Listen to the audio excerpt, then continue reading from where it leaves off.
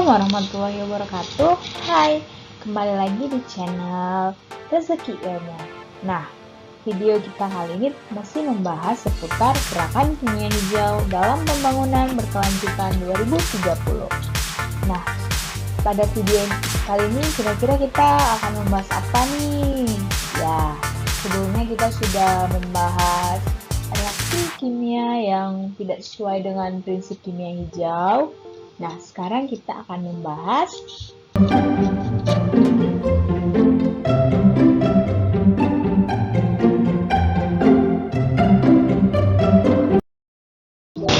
menciptakan kegiatan yang mendukung prinsip kimia hijau. Nah, kegiatan-kegiatan apa sih yang bisa kita ciptakan agar kimia hijau prinsip 12 prinsip kimia hijau itu dapat terwujud?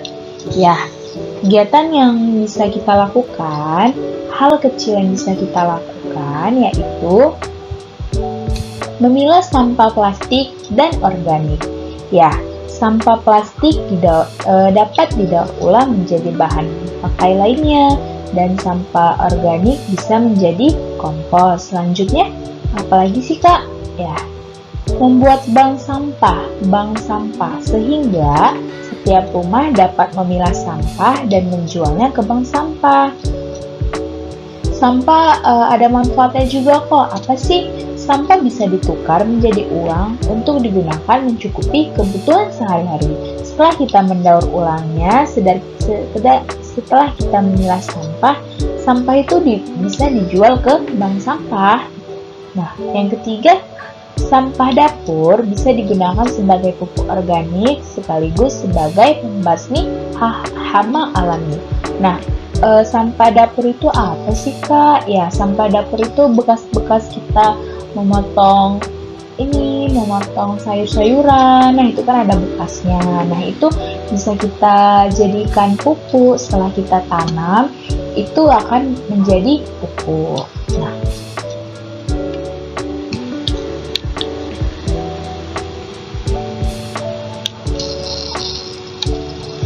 kita masuk ke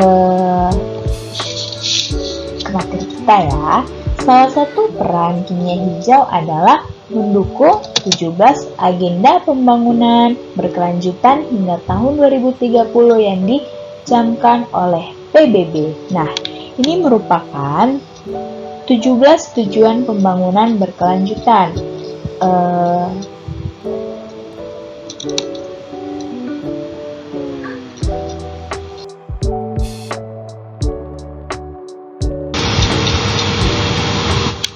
Ada 17 tujuan pembangunan berkelanjutan yang ditanamkan oleh PBB.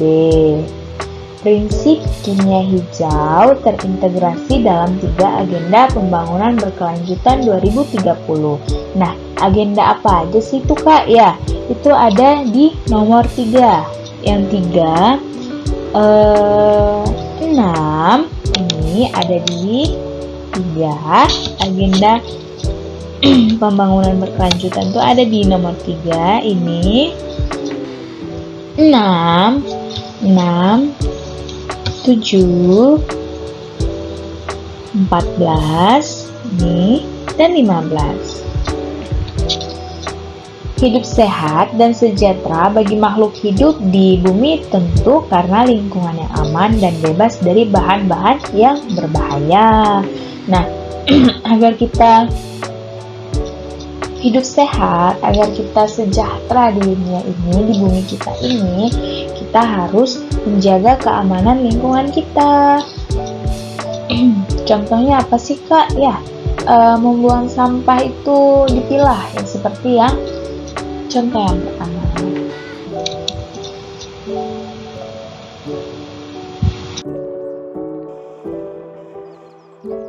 Nah, prinsip kimia nomor 7, prinsip kimia hijau nomor 7 itu adalah menggunakan sumber energi yang dapat diperbaharui. Indonesia telah berupaya untuk menerapkan prinsip kimia hijau yaitu dengan cara mengurangi ketergantungan terhadap sumber energi fosil untuk menjaga kelestarian lingkungan. Dalam hal ini, Presiden Joko Widodo mengakselerasi penerapan biosolar B30. Nah, apa sih biosolar itu? Ya, nanti kita bahas ya. B30 yang dimulai pada penghujung tahun 2019, kini pemerintah melalui Kementerian Energi dan Sumber Daya Mineral resmi mengimplementasikan B30 di Indonesia. Nah, apa sih B30 itu? Apa sih biosolar itu? Ya, biosolar. Biosolar atau B30 sebagai bahan bakar nabati untuk mesin atau motor diesel adalah lanjutan dari biosolar 20. Nah, bagaimana sih Kak biosolar atau B30 tersebut dibuat? Ya, biosolar atau B30 dibuat dengan cara mencampurkan bahan bakar diesel atau solar dengan FAM. Apa sih FAM? Fatty Acid Male Ester.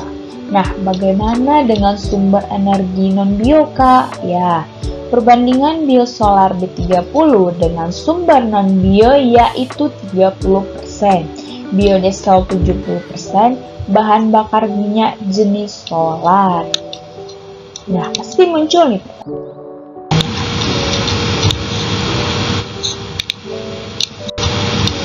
Mengapa sih Kak biosolar dapat mendukung prinsip kimia hijau? Ya, karena berfokus pada pencegahan polusi atau untuk mengatasi masalah lingkungan, baik itu dari segi bahan kimia yang dikaitkan dari proses tahapan reaksi yang digunakan, seperti di prinsip kimia hijau nomor 7 tadi, penggunaan sumber energi yang dapat diperbaharui. Nah, biosolar ini itu kan sebagai bahan bakar nabati. Nah, ini biosolar ini dia merupakan salah satu yang dapat menciptakan prinsip kimia hijau. Nah, mari kita bergerak. Kita sebagai penerus bangsa tidak mungkin hanya melihat ketika bumi kita sudah mulai terancam, ketika bumi kita sudah mulai tua, ketika bumi kita sudah mulai tidak seperti biasanya. Apa sih yang dapat kita lakukan untuk mendukung prinsip kimia hijau di lingkungan sekolah kita? Ayo, ya tentunya banyak yang dapat kita lakukan. Contohnya tadi kita itu menggunakan kendaraan umum. Agar apa? Karena kendaraan itu akan mengeluarkan polusi. Jika kita setiap satu orang itu membawa kendaraan pribadi, ya gimana dengan 10 orang, 20 orang, berapa polusi yang akan dihasilkan? Mungkin itu.